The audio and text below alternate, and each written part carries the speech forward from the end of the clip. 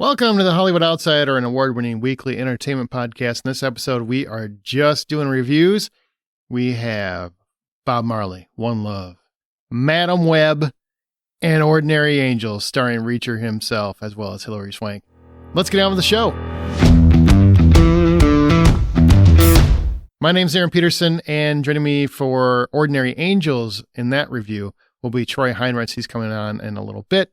But first, I got to talk to you about two other movies, both of which are in theaters now, and they're both receiving kind of different respective feedback. The first one is Bob Marley, One Love. It's directed by Ronaldo Marcus Green, starring Kingsley Ben-Adir as Bob Marley himself and Lashana Lynch as Rita Marley. Now, this one is not following his entire life story, which is kind of what I think many people expected, right? Like it was going to be a breakdown of how Bob Marley became Bob Marley. But instead, this film starts, he's already the biggest Jamaican superstar ever to walk the earth. But instead of that overarching, complete, total story, what we do is we get roughly 3 years in the life of Bob Marley. I believe it's between 1976 and 1978, covering where he was in this particular area. But it does focus on Marley and his devoted wife, Rita. There are some flashbacks from Bob Marley to kind of show how he got to where he was. But really, it's just focused on this small period of time, on that home invasion and attempted assassination that happened just a couple days before his Smile Jamaica concert, which kind of forced Bob Marley to leave Jamaica, flee to England, and record the album Exodus, where he had a completely revolutionary take on his own material and kind of redefined himself. And then the movie's building up to his return to Jamaica in order to play the One Love peace concert, which brought several parties together. And you start the film with an introduction from Ziggy Marley, right? Which I think is amazing. I think Ziggy Marley is a wonderful performer as well. And to have him introduce the story of his father, I think that's beautiful. What that also tells you is this is going to be a pretty safe representation of the Bob Marley story. You're not going to get the knit and grit. You're not going to get the down and dirty details. This is going to be a fairly safe interpretation of that story. And that's fine. Just tell us the story you want to tell us, and we'll see how it plays out. I have a couple aspects of the film. One, I will say Kingsley Ben-Adir is wonderful as Bob Marley. I think he really captures the essence of the person that we know or remember. And, when you're dealing with kind of an iconic figure like Bob Marley, you already have in the back of your mind what he's like, what he aspires to be, what his music represents, what he represents as a person, what kind of father he is, what kind of husband he is. And I don't think anything really gets changed by this film. I don't think anything really gets modified in that vision. I think the vision's pretty carefully crafted to mimic the way that we see Bob Marley.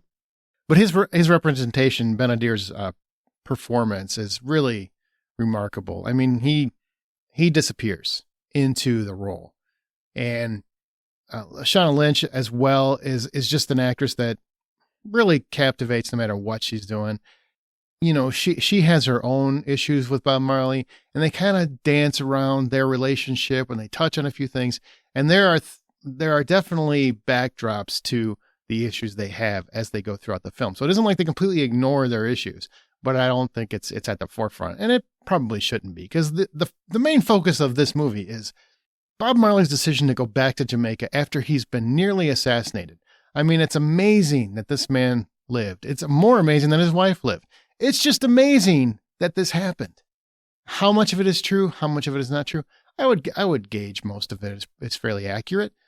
I just found it riveting to get into the psyche of a man that has to determine whether or not he wants to go back to his homeland that he loves, that also just tried to kill him, that basically tried to suck the smile out of his own soul. I mean, this almost destroyed him.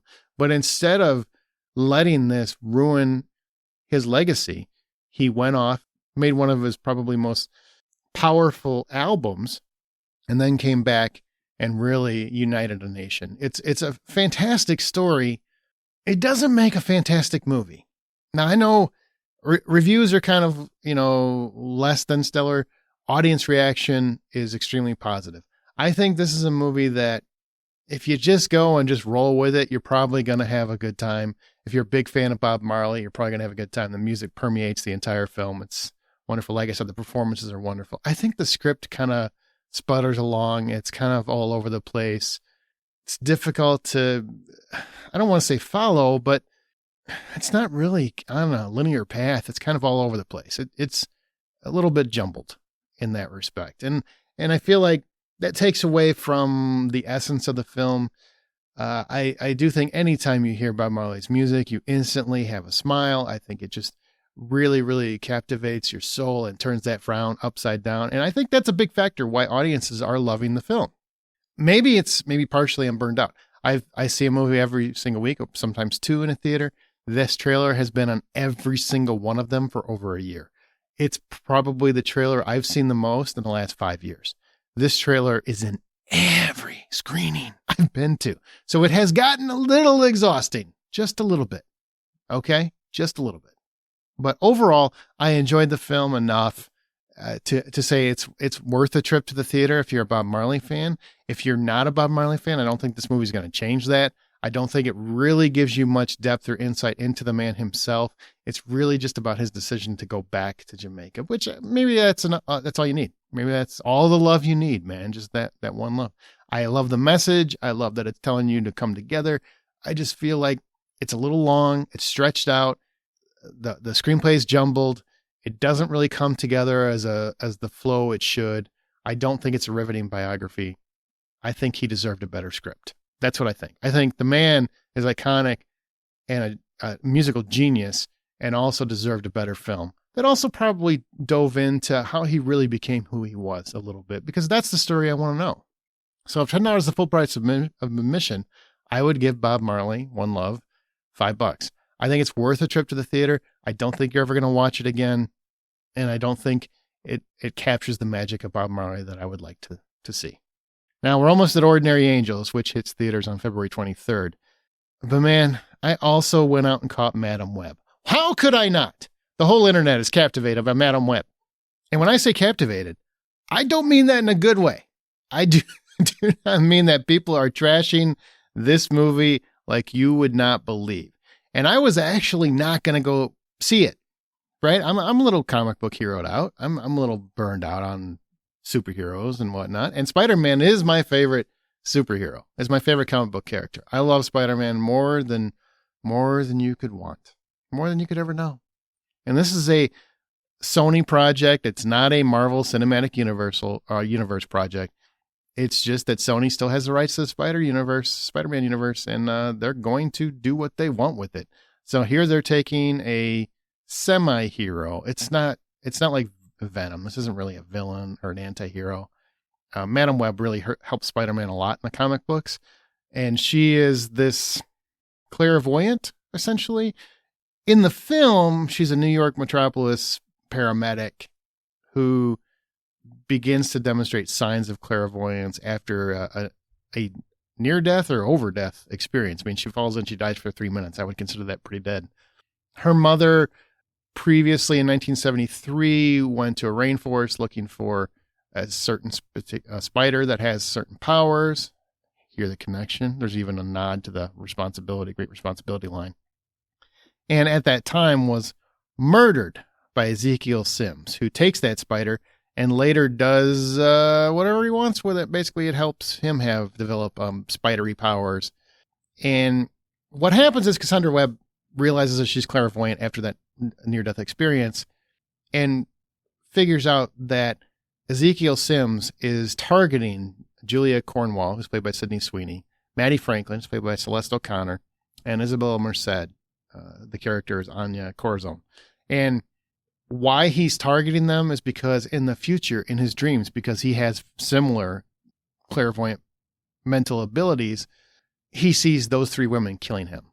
That's the only time you see these women in their spider suits, by the way, is in these visions. So if you're expecting spider women in mass doing spider woman things, that's not going to happen in this movie. This is really about Cassandra Webb developing her powers, played by Dakota Johnson. And as she goes, she helps save these women from Ezekiel Sims before he kills them. Fun fact, Adam Scott is also in this movie as Ben freaking Parker. If you didn't know, that is Uncle Ben. Because the movie takes place in 2003, which is 30 years from 1973, in case you didn't know. And this is before Ben Parker marries May. There's a reference to May Parker, of course. There's a reference to Peter Parker, of course. Yes, they're nuts. What I love about this, okay, is that in the MCU Spider-Man movies, we can't mention Peter or Ben Parker ever. Ben Parker just can't come up. You know, it's like he didn't exist, even though he's the whole reason Spider-Man has his goddamn powers and sensibilities. Just everything. Everything is because of Ben Parker, and we can't even acknowledge him. Whatever. I won't get into that tangent. I'll just say, okay, not the powers, but with great power comes great responsibility. That comes from Ben Parker. Damn it. So I'm glad we get to see him finally in a Spider-Man movie connected loosely to the Marvel Cinematic Universe. Very loosely. This is really not connected. But it is, you know, you could take it for what you will. Is it a forced connection? Yes. Is it silly that it has to connect to Peter Parker? Absolutely. Don't all comic book movies do this? I don't think it's much different than anything else we've ever seen. But the real question, you want to know if this movie was good, right? Because you've heard nothing but garbage, right? This movie sucks. This movie's awful. Worst comic book movie ever. I've heard that multiple times. Why can't anything just be okay? Why has everything got to be the best or the worst ever? Why? Someone, please, dear God, explain that to me. Drives me nuts. This was directed by S.J. Clarkson, who also did Jessica Jones and the Defenders series on Netflix. She's a talented director. Okay, so what do I think about Madam Web? Is it as bad as people are saying? Absolutely not. Is it better than Morbius? Absolutely. It is. Not as good as Venom or Venom 2, but I don't think this is a bad movie. It's watchable. I enjoyed it. I was entertained. Is that okay? Can I say that? I was entertained. And I love the Spider-Verse. So don't come at me with, I don't know the comics. I know exactly who Madam Web is in the comics. Is this the perfect recreation of that character? No. Neither is what you saw in Homecoming and all the other ones. None of that is really that comic book accurate if you want to be specific. So the next time you want to throw that at somebody, maybe you should know the comics you're talking about. Because what Marvel Cinematic Universe did with Spider-Man is not the Peter Parker of the comic books. In essence, eventually, but really, Tony Stark took the place of Ben Parker. Ben Parker is the most important character next to Peter Parker in his series of comic books. And yet he's never acknowledged and he's never paid fair representation to. So don't come at me with, this isn't like the comics, if you don't know what the hell you're talking about. And I'm tired of people coming at me when they don't know what the hell they're talking about. You got fandom in your veins. I get it. You want to trash it. It's fun to trash shit. We love to trash things, right? So we're just going to keep trashing it. No, this isn't a bad movie. Dakota Johnson is charming as hell. Adam Scott is fun to watch no matter what he's doing. The other actresses are actually really engaging and they function as a fun trio. Sydney Sweeney, who I'm hit or miss on. It really depends. I thought she was decent in Anyone But You, but she's got a smaller role here, and I like that what she does with it. And then you've got the other true, Celeste O'Connor is really fun as Maddie Franklin. Isabella Merced, she was also Dora the Explorer. She's a talented young actress. These are all three actresses on the rise, and Dakota Johnson is doing everything she can to carry the movie home. All of them are good. Every one of them. Anybody that says otherwise, I don't know what movie you watched. And I'm kind of tired of hearing negativity just because people want to trash on comic book movies right now and anything that's in that Sony Spider-Verse. If it's not part of Marvel, we got to bitch about it, right? That's the rule. It's a stupid rule. I don't like it. And Marvel gets their own shit wrong. So how about we just watch the movie we watched and base it on just that movie? Based on just that movie, this is not an awful film.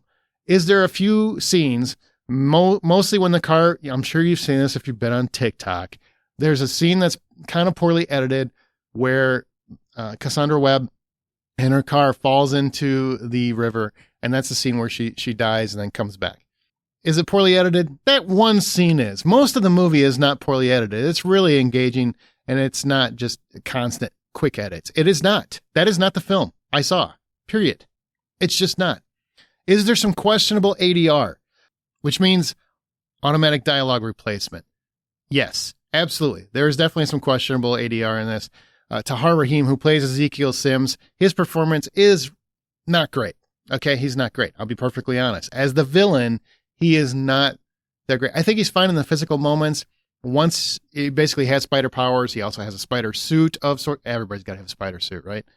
Once in a suit, he's an effective villain and it really works and he packs a punch, and there's a lot of cool ways that they use glimpses into the future, premonitions, if you will, her visions. Like there's a lot of cool ways that they use that and play with the audience that way. I think that is really clever.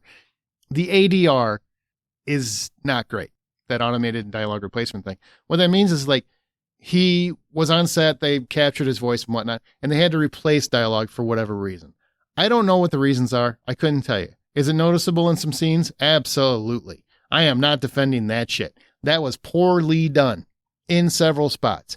And it's in the same scene where other actors and actresses are fine. Like, so it's just his voice for whatever their reasons. Now, I don't know what the reasons are. I haven't uncovered those yet, and I'm not going to speculate to it. Movie making is a hard process. Sometimes, it's not so simple to make that perfect movie. Does it bother me? Only in a couple spots. Only a couple spots. I saw other people that saw it, that they enjoyed it as well. They were entertained as well, and they didn't even notice it when I mentioned it.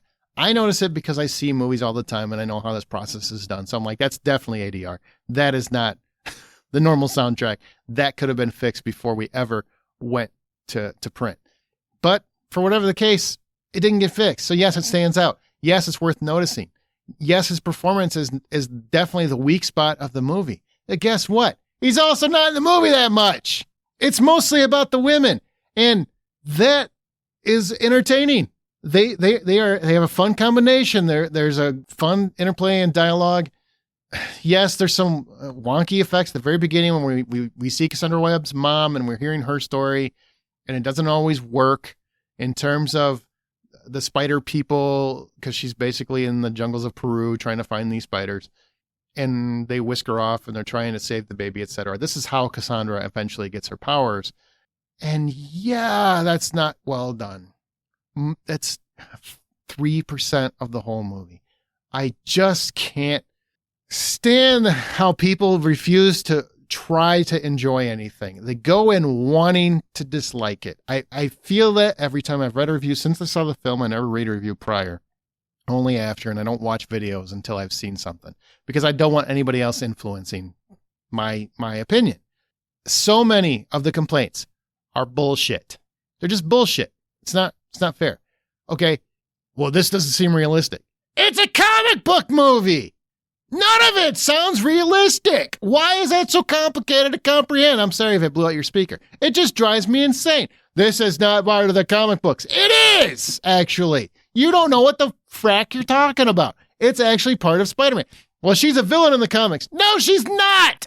She never was. Go read a goddamn comic book. Don't tell. It's so frustrating. I've seen so many videos and articles that are just wrong. They obviously didn't read the shit. And I realize that it's cool to hate on Sony because they're making the Spider-Verse and making movies out of villains. And I don't disagree with you. I wish it was just part of the Spider-Man universe. Why can't I get a Spider-Man in my Spider-Man movies? I understand the argument. I do. Everybody wants the rights to go back to Marvel. I don't. I do not. I think this is fun. I think it's great that everybody's so pissed off about it. Like they fucking own it. Sorry for my language. But I'm tired of hearing that argument. This is not a bad movie. Dakota Johnson gives a star performance. She does a great job. The three supporting women do a very good job. The villain, yes, poor. I get it. Adam Scott, he is very good. I mean, he doesn't get a lot to do, but he's very good at what he does. And he's engaging it. And he makes a great Ben Parker, by the way. So they want to reboot it, revamp it, and do it again. My God, keep him in the role, because I think he's got it down. But I don't think this is a bad movie. Now, is this a great movie? No. Is it a very good movie? No. It's just okay. If $10 is the full price for admission, I give it $5.50. That is not bad. That is an entertaining matinee. It's worth a watch. You're not going to be disappointed. You're not going to be miserable. If you hated it, you're being too frickin' picky. That's your problem. Is it okay to say that maybe this is on you? Maybe you're overthinking it. Maybe a stupid comic book movie about a ridiculous character that makes no sense, that is just full of engaging performances and fun, entertaining set pieces. Maybe it's just meant to be fun. Maybe it's okay to be okay as well. I'm sorry. I apologize if I was too passionate. Now I'm going to segue to Ordinary Angels with myself, Aaron Peterson, and Troy Heinrichs. And I'm going to talk about happier things. It's a much better movie. Please see it in a theater. I think these are the kinds of films that I love when people do go out to the theater and see them, because I feel like you can see it with your whole family and kind of be inspired to build a sense of community. So here's Ordinary Angels. And by the way, Madam Web, fun time. I liked it better than Bob Marley. I said it. Not much, but a little. Here's Ordinary Angels. Okay, Troy, you're joining me to talk about Ordinary Angels, which is in theaters on February 23rd. I want to tell you what this is about real quick before we get into it. So Ordinary Angels is based on the memoir by Sharon Stevens Evans. It was written by Kelly Fremon Craig and Meg Tilly. Yeah, the actress, Meg Tilly. And it's directed by John Gunn, not James Gunn, who also wrote American Underdog and Jesus Revolution. I liked American Underdog. Ordinary Angels follows a family who have endured nothing but struggle for several years. Alan Ritchson, yes, my boy Reacher, plays against his recent roles as Ed Schmidt, the father of two little girls. Their mother and Ed's wife passed away recently, and his little 5-year-old daughter desperately needs a liver transplant or she will soon die. They are not having a great time, and they are up to their neck in debt. So along comes Sharon Stevens.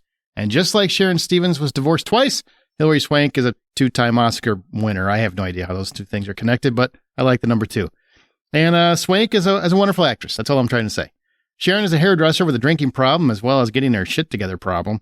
But when she hears about Ed's wife's funeral and later his daughter Michelle's plight, she feels as though she's being called to help this family. So Sharon forces herself in and begins to raise money for the Schmidts while also weaving a way into their hearts. Oh, as she finally comes to grips with their own mistakes. Everything comes to a head in 1994, 30 years ago this year. There's a polarizing snowstorm in Louisville, Kentucky. 19 inches is dumping on them, and the call finally comes through that a donor is found. But due to the weather, no one can get a plane out, so Sharon and Ed are going to try and pull off one more miracle. And how in the world can an entire community come together to help them? Troy, you walked into this going, man, another one of these? It's not that it's not another one of these. It's just... You get the studio on the front end and everything. And you're like, oh, okay, this is one of those religious Jesus, squeeze them, come and feel them kind of movie house type of productions. And you're like, how cheesy is this going to get? I don't know about the come and feel them part. I don't remember that part coming through, but yeah, I'm with you so far, mostly. Well, they can't feel anything because there's a snowstorm and they don't have any gloves on. Oh my God. All right, well, let's start performances first, okay? So you got Hilary Swank, 2-time Oscar winner. You got Alan Ritchson, who's been nothing but on the upward swing since Reacher came out. I mean, he's just been showing up in property after property, and he's got another one coming out soon, a Guy Ritchie movie with Henry Cavill. But this is really a against his type up to this point. So what did you think about these two? Yeah, if you told me that Ritchson was going to be in this movie, I would have been like, what are you talking about? Like, there's no way that beefy muscle guy, Fast and the Furious kind of dude. Like, no way. Reacher's not going to be taking this role seriously. And let me tell you something. If you didn't love Alan Ritchson before, you will definitely love him after this movie because he slays in this movie. I think he plays the backwood Kentucky dad caring for his 2 kids. His wife passes away very early in the movie.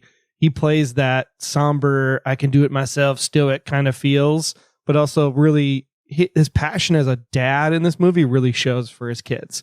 And so I really think he nailed it in his performance, to be quite honest.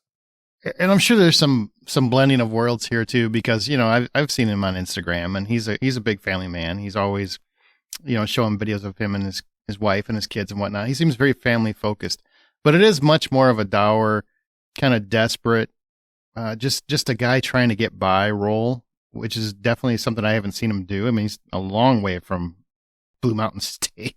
So, I thought he was great. He really, really surprised me. He really, really has a lot of layers to him as an actor. It's nice to see him it's really nice to see him take this stretch because he's getting offered muscle guy role after muscle guy role after action role. I mean, that's what he's getting offered right now. And he decided to go against type and do something in faith-based community. I mean, do something that speaks to him. He's a Christian man. That's obviously something that hits him in the heart, and he delivers on the screen. And I think that really comes through, especially his relationship with his two little girls. Because even though child actors can be what they are, hit or miss, when he has those moments with those little girls, he feels like a real dad. And I think that's important to make this movie work. What about the swank, though? Does she have the swank? Not really. What? So You didn't like Hillary here. It's not that I didn't like Hillary. It's that I didn't like the character per se, because you don't want to knock an Oscar-winning actress. But at the same time, another Oscar-winning actress is all I kind of saw when I looked at this character throughout the course of the movie. And I'm just thinking to myself, oh, it's Erin Brockovich meets Stillwater. That's really what's going on in this movie. It is very much that, yeah. And I'm just, the whole time, I'm just thinking Erin Brockovich, rather than thinking about this other mother who has her own challenges in life and her own relationships that she's trying to come away with a victory on. And the whole experience that goes through this entire movie of her trying to reconnect with her own family. It's kind of like anybody could play this role. And so I didn't think Hillary specifically brought anything magical to the performance other than just she has a really great smile. And so the smile that she portrays in this to charm the people she needs to charm in order to make the things happen that she needs to make happen, I think definitely does play up the movie a little bit and gives it that kind of love and warm and caring feeling that we're looking for. But at the same time, anybody could have been dropped in this and it probably would have worked just fine. I'm going to take the opposite side of you. So it's going to be a choice that Aaron said on this one. I thought she was great. I loved Hillary Swank. She had the energy. She was, yes, she got that full teeth smile, that really just brightens the light in every room. I thought she was great. I really thought she brought the energy. I thought she had a nice dynamic with Alan Ritchson. It was nice that there's nothing romantic here. This is actually a woman that kind of gets on his nerves half the time, but he knows that she's doing things that he can't do. He's a nurturer, but he's not someone that can fundraise. He has no idea. He's proud. That's the problem with a lot of people that are going through struggle, is they're very proud. I've been there. I understand you don't want to ask for help, and he needed help. He desperately needed help, but just couldn't ask for it. And she's like, I won't wait for you to ask for it. I need to deal with my own demons, and this is a way to work that out.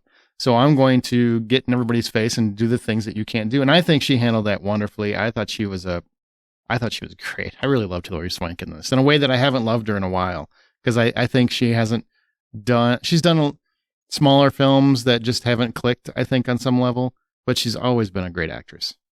So we'll agree to disagree on that one. But I will say this.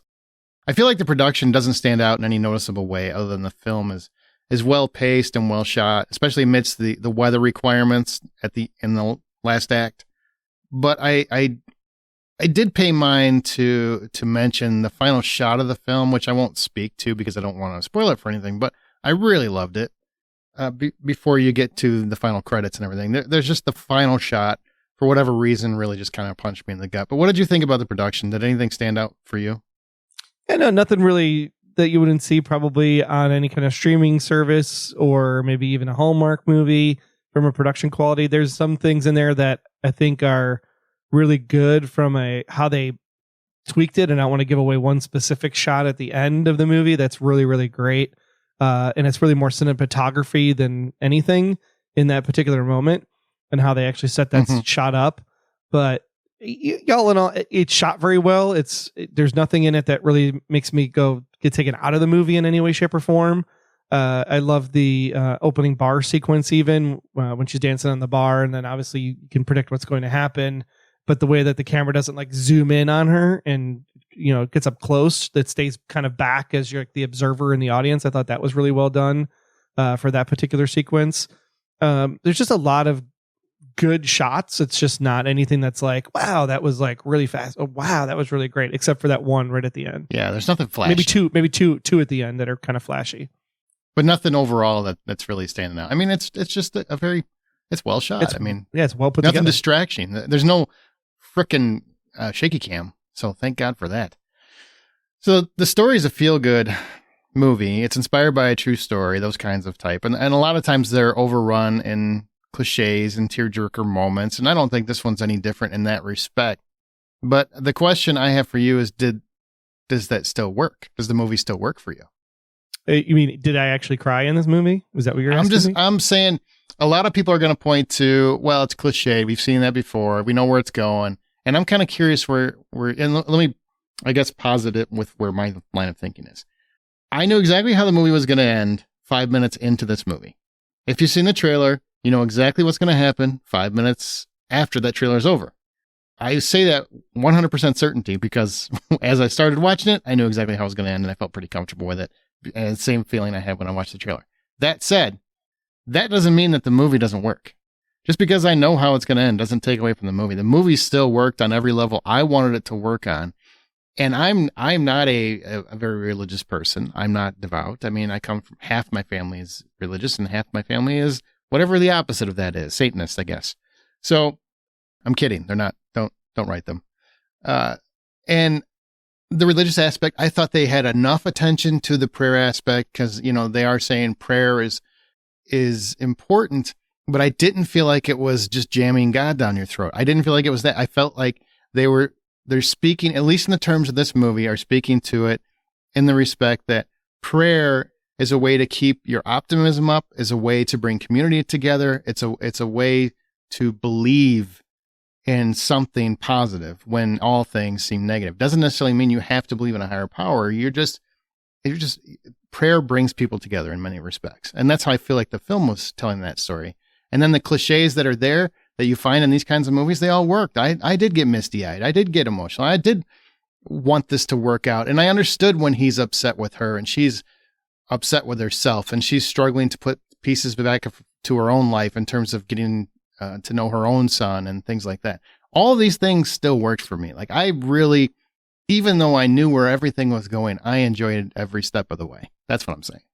Yeah, and I really enjoyed the story and the pacing and how it all came together. And I think we've always talked about this concept, Aaron, about how even if you know where the story is going, if it makes logical sense for it to get there, it doesn't mean that it's, you know, predictable or cliche or, you know, run of the mill. It just means that it was very well written. And this was very well written. I think also a lot of the aspects of the prayer piece were not very in your face. There was one moment that was kind of like, oh, okay, here's the God cliche moment, you know, followed by immediately going to a church afterwards. And you're just kind of like rolling your eyes a little bit. But at the same time, I think what was really great about this movie is that it talked about the real parts of Christianity that I think Christianity kind of forgets about. And it's really about the human connection. There's more about, do you trust the people that are with you to do the things that they say they're doing, which is help out and get this money, and is it ethical and is it legal and all of that. So there's a lot of great human connection story, even if you remove the God component of the movie out of it, which obviously you can't because it's all about angels and miracles and all of this stuff happening. But I think that it wasn't over the top at all. There's a couple moments where you're kind of like, okay, that's a little cliche, but it goes in the spots where it's supposed to go. So therefore it makes it enjoyable as it goes through towards its natural progression at the end, which of course I would recommend not seeing the trailer because you can pretty much literally figure out how the movie ends if you see the trailer, which is kind of sad. Yeah, they do kind of give a lot away in the trailer, which is too bad. But I also think it didn't take away from me enjoying the movie, probably because I've seen so many trailers. I'm just kind of conditioned to, I'm probably going to see stuff that I've already seen. It's just the way it is. Now, I do want to know, so overall, you went into it kind of, well, we'll see, but you liked the story, even though you felt like you knew where the story was going. Did that taint your enjoyment at all? Or did you walk away and say, no, I really enjoyed this movie? No, I sat and I was like, okay, I could probably skip the scene. I could skip this scene, go to the end. Cause we obviously got a pre-look copy of it. So it's not you had to go to the theater and you were forced to sit through the whole 2 hours. Like we could have jumped around if we wanted to. And I watched the whole 2 hours. I was thoroughly captivated in the performances. The score is actually really good. It kind of pulls you in and you're kind of, especially when you get towards the end of the movie, there are some elements of like, well, are they going to make it? I don't know if they're going to make it. Are they going to make it? And that whole sequence really draws you in the last 30 minutes for sure. There's probably some fluff in the middle that could probably be cut out and make it more like an hour 40. But overall, I mean, I didn't find myself bored at any point during the course of the movie. Man, I really felt it when Richardson's Ed Schmidt he's fighting, he's just doing everything he can to get his daughter for this donation and trying to get there. And you're fighting weather elements and you're fighting traffic, and it's just like fighting everything in the world. And I've been in that situation where, as a dad, all you want to do is get your kid to safety for whatever reason, and everything in the world seems like it's against you. I just know, I know what that feeling is, and I think he captured that perfectly. Like Perfectly. I really felt like I was in that car with him a lot. I don't know if you did too. Yeah, no, I think the last half of the movie, the last 30 minutes, the whole snowstorm sequence, like all of that works magically. It's the front half of the, extra fundraising and you could probably cut out a couple of those pieces because we kind of get the idea. You don't have to do it, over and over and over again. Like, oh, here's $3,000. Oh, here's $10,000. Oh, here's $100,000. It's like, we get it. She's good at getting stuff. We don't need to watch the getting stuff over and over and over again. We want the drama, and the drama comes in that last 30 minutes of the movie, which is really captivating. You won't stand up for sure. Before we finish this, I got to ask you, because you're a pretty religious person. I come from a half religious, like I said, half Satanist, half religious people. I want to talk about the godliness of the film, because some people, when they talk about a movie like this, where they say that there's some kind of faith angle, even though I think it's very minimal, and I don't see how it would offend you any more than not having faith in a movie would offend anyone. But some people really get knee-jerk reactions to faith-based movies. Do you find that to be a bad thing? Why or why not? I mean, I'm on a little bit of a different faith journey than I've probably been in the past. I would consider myself more spiritual now than Christian specifically. Okay. I think there's a different angle on how, I do believe that there is something bigger than us out there.